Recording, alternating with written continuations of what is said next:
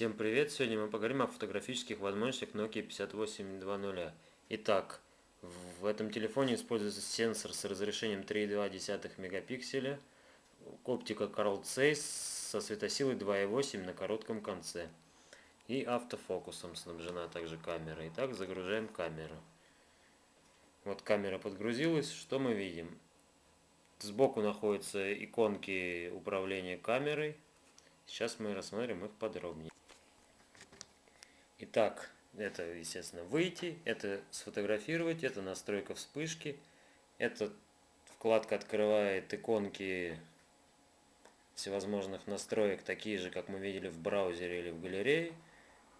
Кнопка функции позволяет задать параметры, а также включить камеру, расположенную на фронтальной стороне телефона.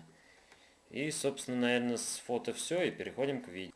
Итак, выбираем видео. Включается видео.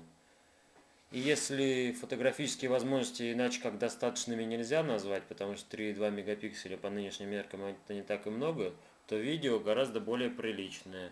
Оно пишется в DVD качестве с разрешением 640 на 480 точек. Очень интересна возможность использования подсветки при съемке. Сейчас покажу. Вот мы как бы снимаем, видите, подсветка работает. Очень удобно в темных помещениях. Ну, я думаю, с камерой мы разобрались, и на сегодня закончим. Всем пока.